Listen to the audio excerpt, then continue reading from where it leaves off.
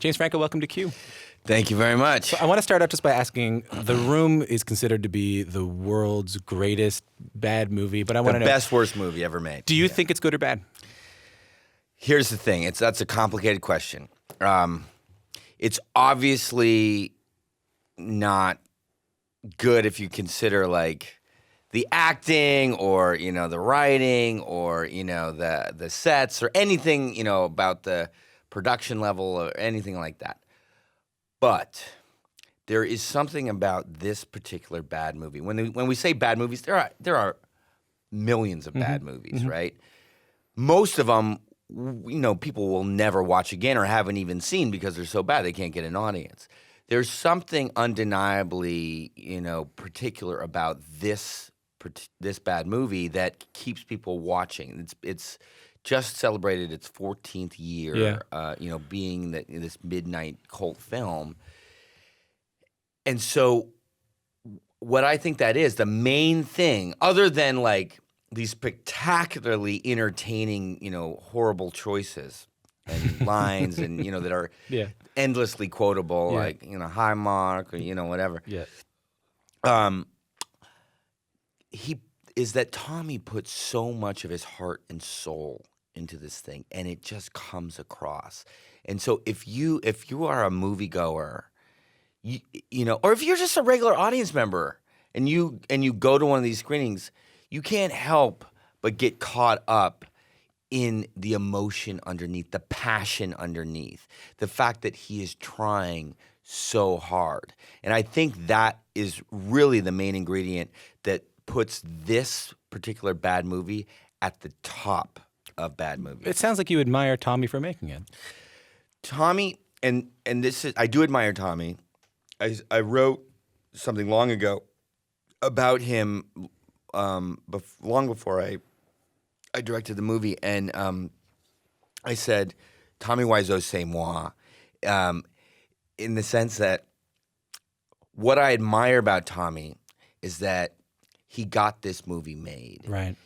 How many thousands or millions of people have come to Los Angeles or wherever to make it into the, movie business and, fill in the blank for any kind of creative business. And they don't do it. Now, I mean, I'm not judging. It's an incredibly hard business, but he got it made. He willed this thing into being, and I really respect that. On the flip side, I sadly identify with a darker side of Tommy, which was that he was unable to collaborate in a very collaborative medium. Now, I understand why he couldn't do that. Yeah. If you look at the guy, he's challenging. He's hard to understand. He's abrasive. Right, and also, I think he's got a bit of like body dysmorphia, but like in the opposite sense, where he thinks that he's James Dean. Right. Like to the extent that I don't know if the listeners can That's see, fine, but yeah. like on the back of my phone case, I have one of his most famous lines. You're tearing me apart, You're Lisa. tearing me apart, Lisa, right? Which is a quote from James Dean's Rebel Without a Cause. Yeah. So he thinks he's James Dean. But on the outside, he's got this long black hair that looks like it's dyed with magic marker. Yeah. And, He looks like Alice Cooper's roadie or something like that. He does. He looks like a guy who's carrying the crow for Alice Cooper. There's a lot of things we get. And we do say, characters do say very insulting, things to him and compare him to very insulting things in the movie, which was actually a little uncomfortable when Tommy saw it for the first time. That being said, he said that he approves of the movie 99.9%. What was the 0.1? So, well, that's a whole story. I mean, I do want to. Okay, hold on. What was the? Let's get to that. I got a question for you here. The movie, when you watch it, so when you listen to this, the Disaster Artist, you might be thinking this is a film of James Franco and his friends making fun of The Room, and I want to point out that it's definitely not that. Right. There's a lot of friendship. Right. It's a story of honesty. It's a story of trust, and it's a story of humanity. However, that's a fine line. That's a fine line to cross when you're making a film. Are you mocking the film that's right. that's commonly mocked, or are you? No, that's so all. How did you? That's sort of all in line with what we're talking about. And to finish what I was saying before, like he thinks he's something, and you can just imagine him facing rejection his whole life, right? Yeah. So when he finally got on his own set and he's making his own movie, he just went along with what he'd always known. Like, I have to fight. I have to fight everyone. I have to hold on to my vision. I can't depend on anyone. Everybody's rejected me. That being said, Greg Sestero, the other actor in the room with him, who wrote the book that The Disaster Artist is based on. Exactly. Which is a whole very involved, weird relationship. And what you learn in the book and in our movie is they actually came to L.A. together from San Francisco. Yep. And Greg was Tommy's only friend. Mm-hmm. And in a sense, I think he made the room to get his artistic vision across, but also for Greg, for the friendship, for his love of Greg. And so that's a whole involved thing. And then what you're saying is... That line between, as a filmmaker, making The Disaster Artist, I am watching it and I am feeling something for Tommy. I'm laughing too, but I'm also feeling for something for Tommy. How do you straddle that line? And I think this will get to my story about the 99% approval. We took our cues from the book. When Greg wrote the book, he was smart enough to get Tom Bissell, this incredible, pop journalist, to co-write it with him. And so what could have been just a series of funny anecdotes about Tommy's insane, directing and everything that happened on that set turned into a universal story about outsiders trying to make it into, a very hard business, and about friendship and all of that. I knew then that was the key, because I love stories about Hollywood, and I had not seen The Room before I read the book. And really? Yeah. So the book came out about 4 years ago, I think. Yeah. And somebody said to me, this producer, Sandy Stern, who actually produced a documentary about the making, a very passionate guy that made a really bad movie, the documentary American Movie, mm-hmm. which is incredible. He's like, hey, there's this book on the New York Times Book Review. You should check it out. I read it because I love Hollywood stories, and I was like, oh, this is awesome. This could be my Hollywood movie. Right.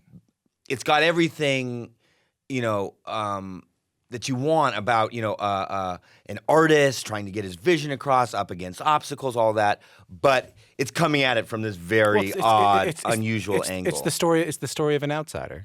Exactly. But the key to it was that it's all heart. You know what I mean? That he is at his core like all of us. That's mm-hmm. why I say Tommy Wiseau, c'est moi. He's an artist. He's got a vision, and even more than that, The Room is an incredibly personal movie. Mm-hmm. So what does it feel like when something you make that's personal, and I'll ask you this as an actor, as a creator, as a director, how does it feel when something you pour your heart into isn't well received, like The Room wasn't? How does that feel? I don't know how that feels. How does it feel? Well, I'll answer that question, but then The Room has its own particular ironic kind of failure and then success. And then then I'm just talking about that immediate thing he felt before the success came. Obviously it doesn't feel good, but here's how I battled that and defended myself against that for a long time, and I've changed now. But I would just do tons of things. I'm known for doing a million things. I realize now in hindsight that was one of my ways of not feeling the sting of failure or criticism against any one project, because you guys are criticizing this thing over here. I'm already on to the next thing. I'm already on to the next thing. And so that, and you can see people do that with, relationships or whatever. Like, I'm never going to settle down because actually I'm so afraid of being vulnerable and being hurt, or, you know what I mean? Or somebody really getting to know me. And so they, people just cheat or move on, move around. So like, that was a little bit of what I was doing with work. The Room has its own particular history where Tommy poured his heart and soul into. He said, people will not be able to sleep for 2 weeks after seeing The Room because they'd be so disturbed, mm-hmm. because he commits suicide at the end of the movie. Or I guess he thought people just would be haunted by that. And he legitimately believed that, hey? Oh, yes. Well, look, he wrote the copy on the original poster, which was Tennessee Williams level drama. Okay? That says it all, what he was aiming for, right? Tommy, but one of the amazing things about Tommy is that when it came out and people started laughing, and Greg told me that they started laughing from the premiere on, is that Tommy was able to embrace that, capitalize on that, and then still encompass these two very different ideas that A, people are laughing at his movie, but B, he's still greatest director in the world, right? You know? And a lot of these guys, like you can see it, there's a documentary about the movie Troll 2. Yeah. Long story short on that one. It's like The Room became this kind of cult phenomenon. People, they showed it at Upright Citizens Brigade, and then it caught on, and they made a documentary about it. So they flew. Finally, in the documentary, they fly the director out from Italy, they're showing it at the New Art in L.A. There's lines around the block. Everyone's saying, "Hey, man, your movie's awesome. You're the director." Yeah. They're not saying, "We love it so much because it's so bad we laugh at it," right? Right. So he's just confused, and he's like, "What is this?" People are like loving it. They go in, watch the movie, lights come up, he's on the stage for a Q&A, and you see, he realized they are laughing at my movie. So has Tommy realized this? No, so that guy goes, in that moment, it's, I don't know if I'm allowed to swear on this. Go ahead. Yeah, so it's like, either you embrace that people are loving something about your movie that you didn't intend, or you say, off, you don't understand my movie. And basically, and essentially, that's what that guy does. He's like, you guys are all crazy. You know what I mean? And he didn't embrace it. Tommy did. He got the Sunset 5 on Sunset Boulevard to start playing The Room at midnight. Right. I think at first it might have even been free, because he paid for everything. He paid over $6 million to make this, and he had. It looks like it's $6. And it looks like dog. And I love that he paid to keep it in theaters for 2 weeks so it could be up for an Oscar. Right. Yeah, right, that's right, great. Right. So he starts thinking, this is a smart guy. Tommy Wiseau's no dummy. He's thinking, I can maybe make this is turning into something else, and I'm into it. And then these USC film students came to the Sunset 5. Right. They were called audience member 0 because they started spreading the word, and then it built and built and built over, and it took about 6 years. It became, after 6 years, it was sort of a phenomenon in LA. Tommy had these billboards up on Highland that he paid for 5 years. I mean, we're talking hundreds of thousands of dollars. It was his face with his lazy eyelid, and he's glaring out at you, and it said The Room, and there was a phone number.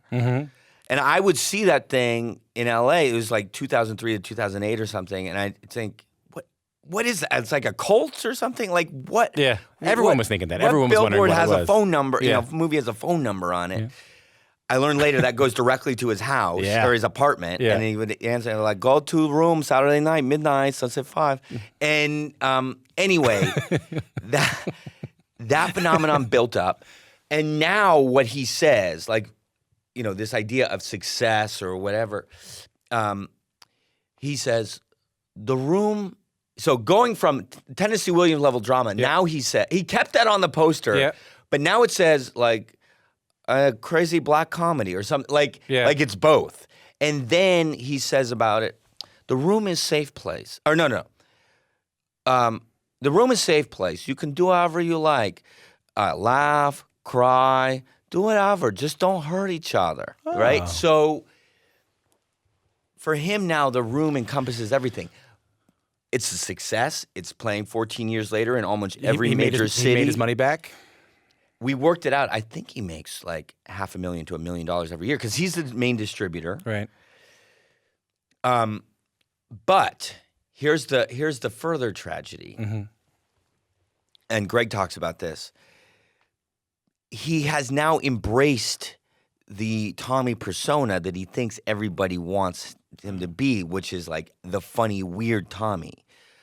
But we know the secret ingredient to The Room was his heart and soul, that he was trying so hard. So now when he tries to be funny, he can't. I'm getting the signal to wrap it up, and I can't let you go without you finishing the story about the 0.01. So Tommy Wiseau tells you he likes 99.9% of the Disaster Artist. What's the 0.1? Okay, so Tommy, in his weird, mysterious ways, did not want to see this movie.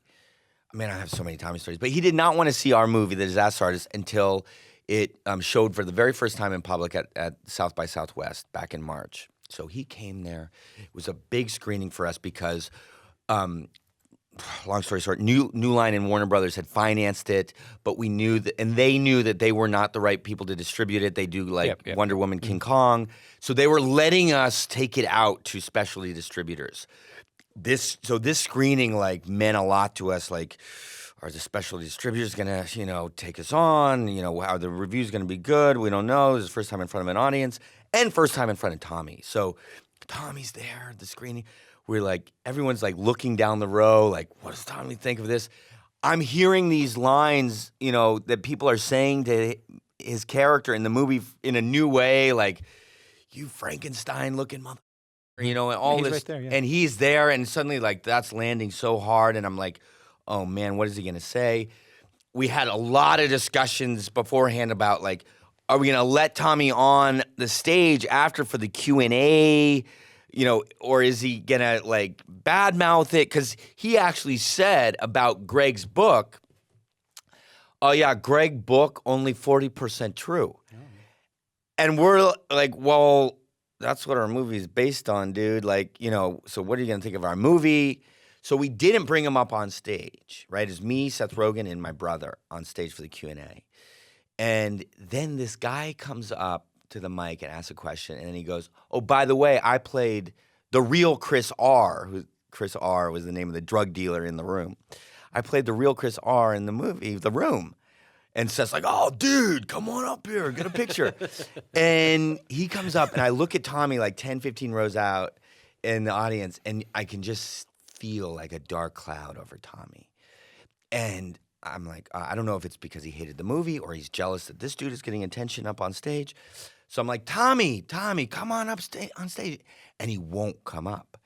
And so then the whole audience at South by Southwest, oh, by the way, the screening was awesome. It was rock concert. Right. You can't hear all the jokes because people are laughing so much. But they all get up and try to implore him to... So they all stand up and start chanting his name, which they actually do in our film. It's a beautiful moment. And he reluctantly kind of slowly walks to the stage and gets up there, and we still don't know because he's kind of got this dark energy. So we don't give him the mic. And I step off stage, and I'm all right, so Tommy, what did you think? And he's I approve 99.9%. And I'm okay, what's the 0.1%? And you think he's going to say well, that didn't happen that way, or I didn't say that, or whatever. He goes, well, I think you should look at lighting in the beginning of the film. I'm okay, I'll talk to my DP. I'll have him watch The Room for tips. But to finish our go full circle about, approval and success or ironic success and all that, I realized, and like you said, when we watched The Disaster Artist, we're not making fun of him in the sense. We're cheering him on. And that audience cheering him on and his story, in that Austin theater, that was the first time in his entire life that he's actually heard unadulterated applause and support. And, his whole life, because even in The Room, people are laughing and they cheer him on, and he's got a family. He goes to the Westwood screenings every month, and they cheer him on. But he has to do weird mental gymnastics in his mind, to kind of convert that into just, oh, they love me, because they're laughing. At Austin, for the first time, they were cheering on, his will and getting this thing across and really cheering him on. So, I mean, just thinking about that really, really touched me. I got to tell you, I really love the film, man. And I thought I was going to laugh the whole time. And I laughed, but I came away really, really touched by it. Oh, thank you, man. Thanks a lot for coming in. All right, brother. That was great.